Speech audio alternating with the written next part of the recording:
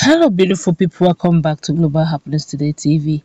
As some hours ago, the other lap or the other leg of Nnamdi Kanu's case to determine if he will be returned back to Kenya and if he will also become 5 billion naira richer. The case was actually called upon today, and of course, a lot of fireworks took place. And in a moment, you're going to find out exactly the concluding part. What is the fate of Nnamdi Kanu? And should the Biafrans and IPOB be rejoicing ahead of time? We're going to find out in a moment, but before we do so, we'd like you to subscribe to our channel by clicking on the red subscribe button. Beside it, you see a bell notification icon. Please go ahead, click on it to get notified as soon as you update our channel on YouTube. Well, the Nnamdi Kanu's case that took place, Abia's court concludes hearing, reserves ruling, which means all the whole drama of legal luminaries, all the gymnastics had finally come to a conclusion. But the judgment, there was some sort of reservation over the ruling. We're going to find out exactly what it is. Well, a High Court of Abia State sitting in Umuahia, that's at 10th of December 2021, concluded hearing in the fundamental rights suit filed on behalf of Nnamdi Kanu by his special counsel, Barrister Aloy Ejimakor. Justice Benson Anya was the presiding judge. The suit was filed on the 27th of August 2021 against the federal government of Nigeria, the Attorney General of the Federation AGF, and 6 others seeking stoppage of Kanu's prosecution, and the release from detention. The issue is Kanu's extraordinary rendition from Kenya to Nigeria in June this year. Today, the parties joined issues and adopted their processes. In his address to the court, Barrister Ejimakor, that's Aloy Ejimakor, stated that it's important to emphasize that the suit is aimed at barring the prosecution of Nnamdi Kanu and securing his release from detention, because the opposite will amount to rewarding the government for the injustice inherent in the illegal rendition of Kanu. He cited to the authority of the Nigerian Constitution, case law, and other authorities.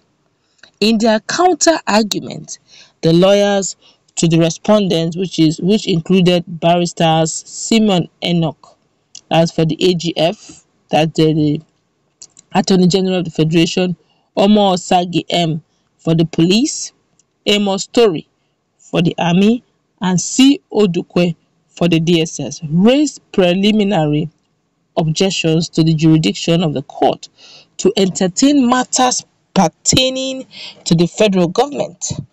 At the conclusion of oral argument, the judge informed parties that they will receive a hearing notice bearing the date the court will render its judgment. Which means, technically speaking, they're saying that the only objection there is, one of the major objections they raised is the fact that this particular court that is situated in Abia State does not have, according to them, they raised objections to the jurisdiction of the court to entertain matters pertaining to the federal government. And this is strong. At that time, they would have raised more objections, since they feel that Nnamdi Kanu have gone through a lot, or have said a lot, or has done a lot. They would have, but just the only thing they raise is that, okay, this particular court does not have the jurisdiction to. But of course, the courts have decided to, say that it's going to call them and tell them the final judgment or what they feel in the ruling. They reserved the ruling, but it was the final hearing. So I don't know. I think at this rate, those who love lovers of Nnamdi Kanu, those who have been supporting IPOB or supporting agitation, this is about time. It is one that they usually call the 11th hour. It's about time where the decision, well, things are definitely shaping up. But we're going to go through comments. Comments are really much on social media concerning this particular case. We're going to take a cross section. Lots of persons are already envisaging victory. In fact, they've started saying congratulations in advance, but we do not know what the ruling is going to look like. But of course, the court have reserved its ruling that's going to give them a later date where to be announced. This one here is saying the court trying MNK's case against the federal government. Is it not the Federal High Court Abuja? What is the difference between the Federal High Court Abuja and the Federal High Court Umuahia? Sometimes it's better not to argue at all than to expose criminal ignorance, especially as a lawyer. A lot of people are laughing over this matter. This one here is saying, see Odigwo, an Igbo man, I guess, defending DSS. It doesn't matter really. Yeah, I guess it's a federal parastatus. Anybody that is good enough or qualifies to be on that seat will just generally defend them. It has nothing to do with ethnicity on this ground anyway. This one here is saying, kudos sir, victory is at sight. This one here is saying, well, congrats in advance by Ejimakor. The argument was unfounded. If federal court cannot hear the case, then which court should hear it? Baseless argument. God is in control. This one he's saying, this in this critical moment, Igbo man is still representing DSS. This one here is saying, Chukwu Okike Abiyama shall bless and protect you. Victory, victory, victory. This one here is saying, the attorney, you and your team have done a great job. Let's wait for justice. This one here is saying, Chukwu Okike Abiyama shall give us victory. Keep on keeping on. This one here says, so they raised motion that the court doesn't have jurisdiction to hear the case. Does federal court in Abuja has the jurisdiction to hear MNK's case after he was illegally renditioned to Nigeria? Was food for thought. This one here is saying, Barrister Aloy Ejimakor, keeping on. We can't be moved. This one here is saying, Indiara.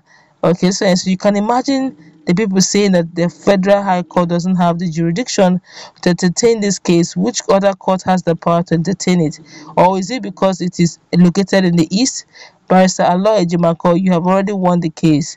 They all know that they can't defend it. Let the judge set a date and rule it immediately to your favor. Simple. Well, at this rate, if they actually rule it to their favor, things can still take, well, as it is. It's just not to speculate, and let's not speculate. Let's just see how it goes. Just a couple of, who knows the exact date, but one thing is certain: even if it's not 2021, by 2022, the set date will be given. We just hope that like Aloy Ejimakor said, Barrister Aloy Ejimakor said after the very first day when the court gave an order that he does not like the level of security men in his court, and he said he wanted it slashed. Does not want that number of persons, security personnel in his courtroom, in his premises. They're surprised. Come today, it was not the same thing. In fact, what was, because they were everywhere trying to see that technically speaking, they flouted the rule. So we do not know how the judgment will look like. But let's meet in that conversation after this, what will take place. Do have a nice time.